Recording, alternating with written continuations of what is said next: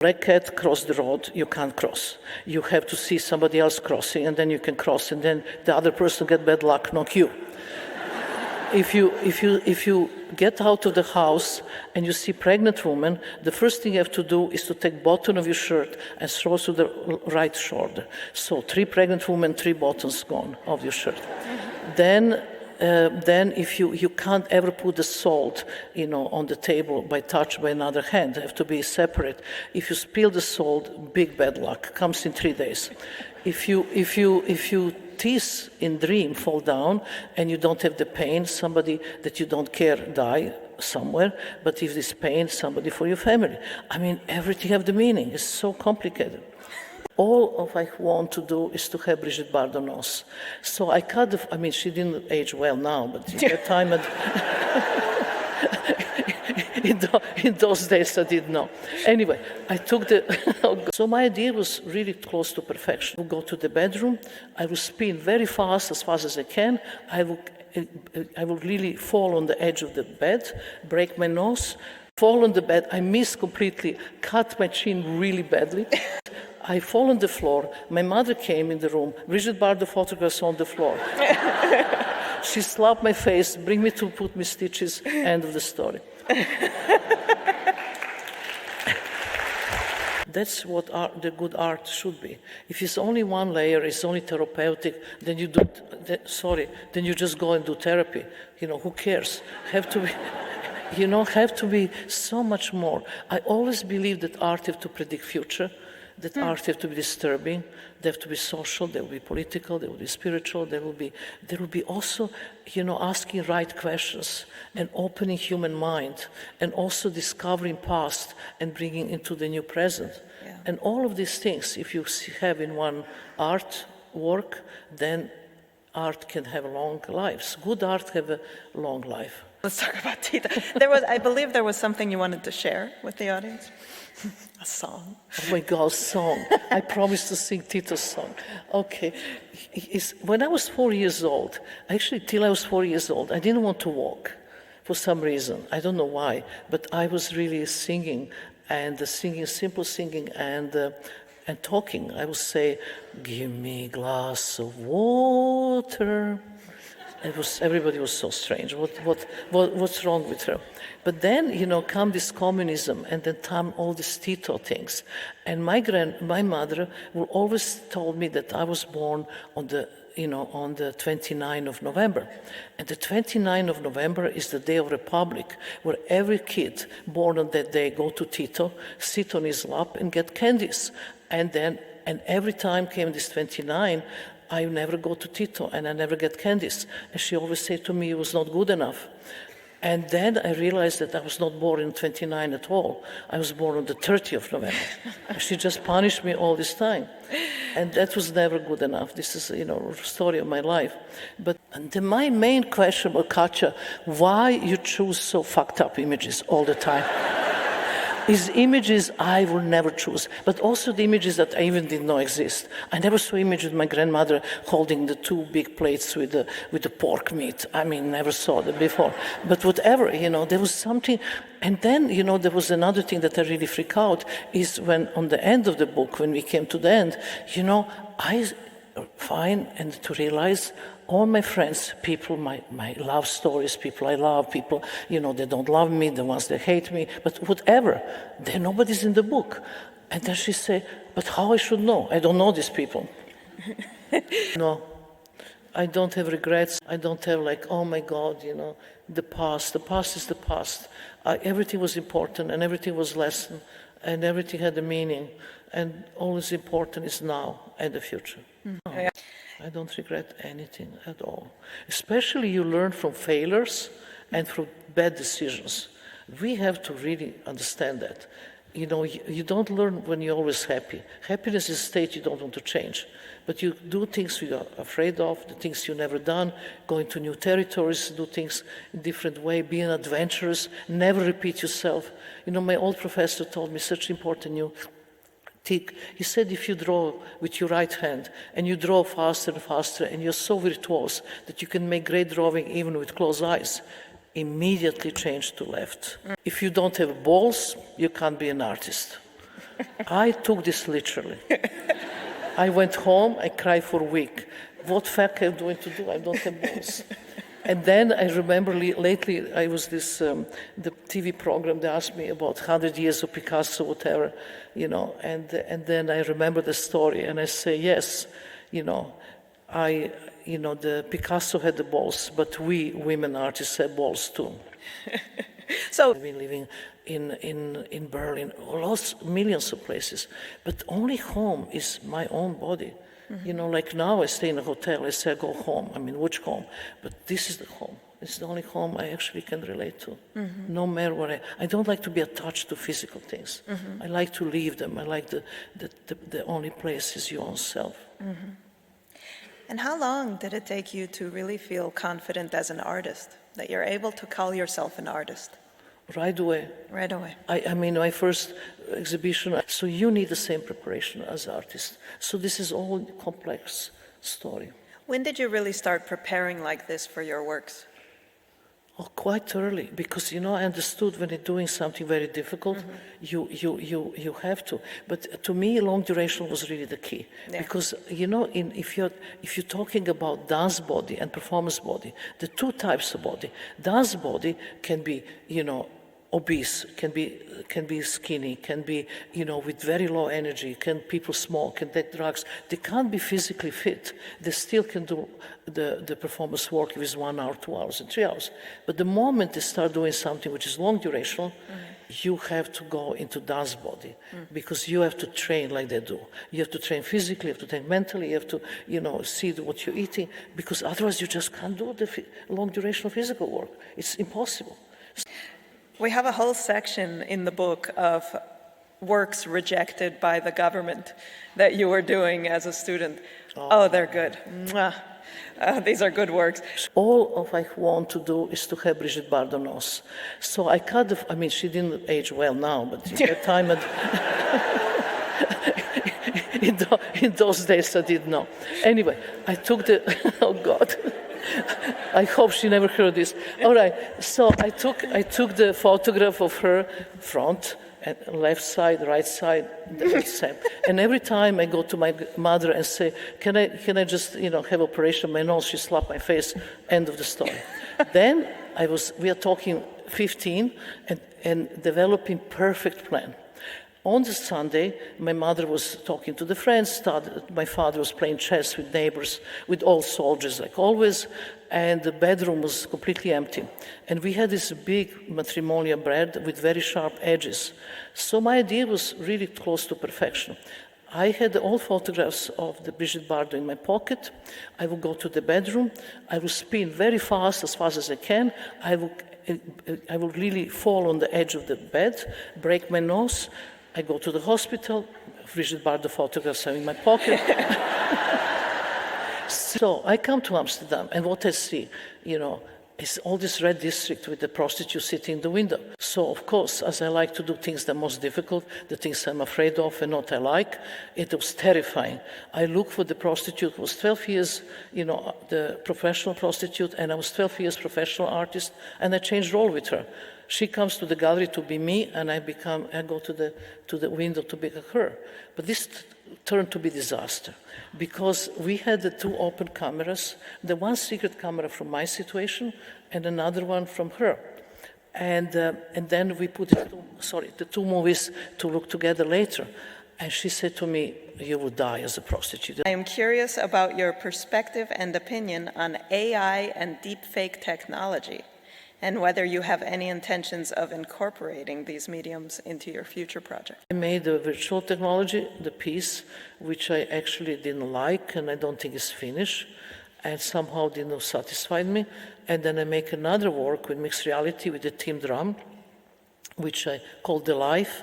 And this was so much more interesting because it was built with 36 video cameras, so that actually I felt like almost particles of my life, of my energy was kept in these 36 cameras.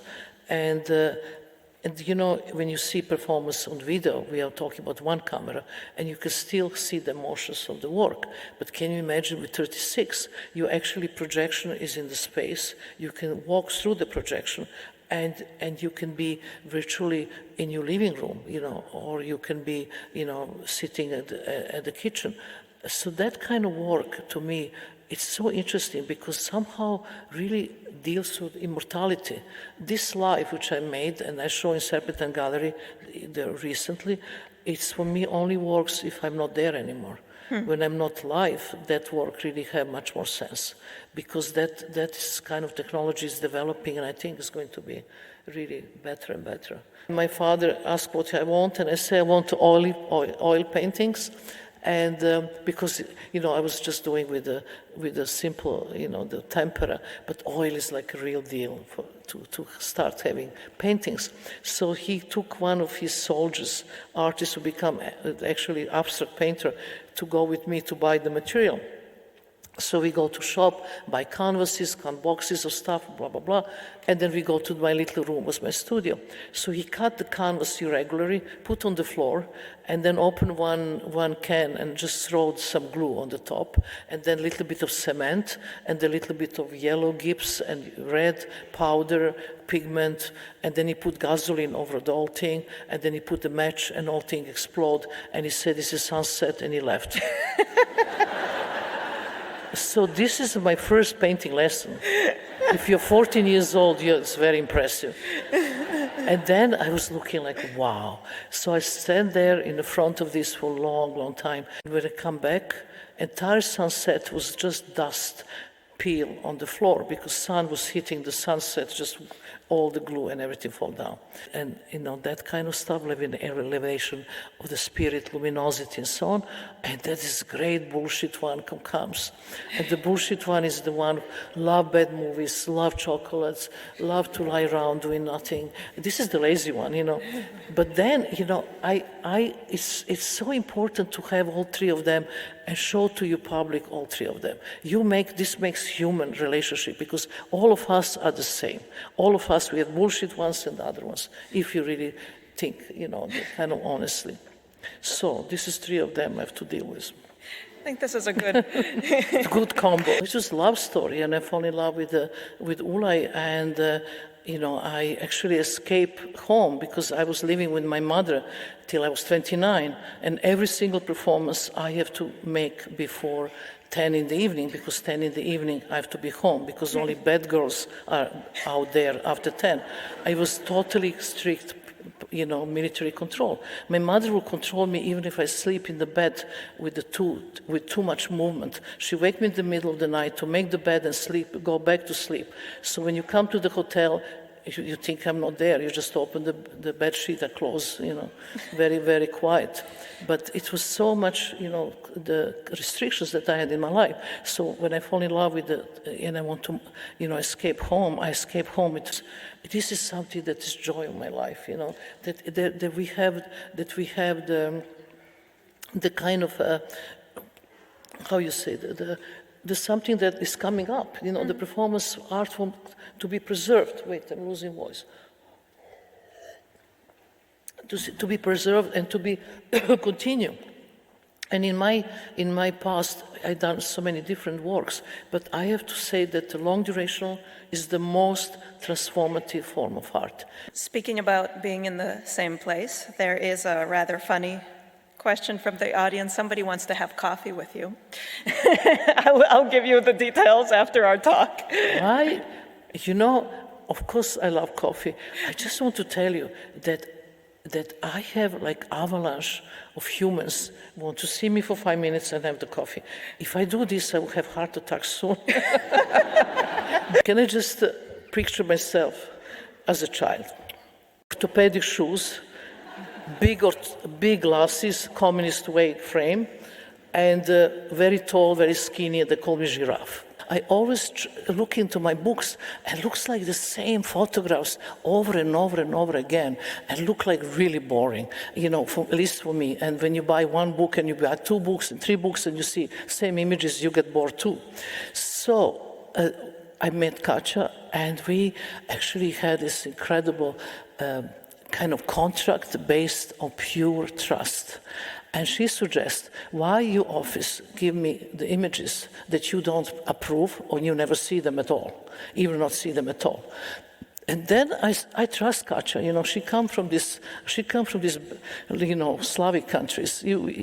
Slavic people trust other Slavic people. and this is one of my favorite thing to do, that, performance you have to deal with restrictions in performance. Because if I will rehearse my work with the restrictions that I put myself, I will never do it because it's too hard, it's too difficult, and I will give up. Mm-hmm. But when you just have restrictions, you go in the front of the public, you use public to help you to go through this. And then you are there, have a different type of responsibility, and then you can do it, but not at home. I start very simple. It was so easy. I just was painting my dreams. I have dreams in color, I have dreams in black and white. I have dreams that I dreamed a dream, and I wake up in the dream, and so on. So you wake up in the morning, and you just paint the dreams. Easy. Mm-hmm. This is what I was doing. Straight in the beginning as a kid. Before we start this lecture, let's just talk about our dress code. I didn't know what to dress this morning. First, I got from Archive Vivienne Westwood beautiful things, too much. Then I got from the Sandra Ilinic option, maybe you can, choose something from my shop. I say no. And then I look and I say, the only way we have to do to go back into this communism, absolutely black. Because in our country, always somebody die. And we always wear black. They die in the early time of our life, or the late time, but there's always dead bodies around. So I think she dressed black, I dressed black. Can we just show our clothes, please?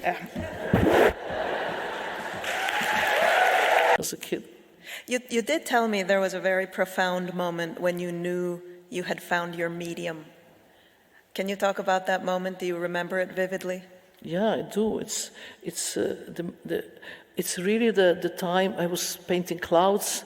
I was lying on the grass somewhere in the park in Belgrade, looking in the sky. At that moment, there was no cloud, just blue sky. But I had this whole developed history of clouds. Clouds who are coming, clouds who are going, clouds who hit the bodies, projection of the clouds as a kind of strange shadows, and so on and so on. And I look to study clouds. And then out of nowhere came 12 military ultrasonic planes. It just crossed the sky. And I look, and it was a drawing, just in the front of my eyes, drawing disappear and blue sky again. I went to military base immediately and asked if they give me 12 planes to make the drawing. They called my father and say, your daughter is complete insane. You know how much military planes cost to make her drawings and send me home. I was thinking, okay, I can start working with the sound. The sound was my first actually entrance into performance. So I was have an idea if I put the sound of speakers on the bridge, with the bridge falling down, and then you're on the bridge, and the bridge is there visually, but the sound is not existing, could be interesting. My father, he looked always like a Christmas tree. He loved medals. And this is my mother with the Tito. She was the director of Museum of Art and Revolution, always, dressed double suit and the brooch on the right side. This is me as a little devil, on the back. All the kids was dressed beautifully in the princesses. I was the only dressed in devil clothes. I have no idea why. I was 4 years old. This is the grave of my father, from you actually, from your hands. Everything what is left of my father was little razor blade, a little sharpener, and the photographs, of the family. So I made this piece called The Hero, which is dedicated to my father. He was national hero. And the whole book, really, in essence, it's a series of jokes in some ways. It's a series of punchlines about all of the absurd moments of a life. But what I like about this book is the book that you don't read in any history of the work of his performance art. It's something that you will know that you normally don't know from anybody else, because I really tell the funny truths from real life. That's what I'm doing. And you are actually the best to take them out of me, too. And it's always full of restrictions that you actually have the courage to break them. So I came in the 60s, in the end of 60s, 70s in Amsterdam, this was such a freedom. I mean, we are talking, of all these hippies running around. I mean, walking naked, nobody give a shit. You can walk naked, who cares? In my country, they did, but not there. So I had to build an entirely new set of restrictions that I actually fight for, that actually my work have the meaning. It's not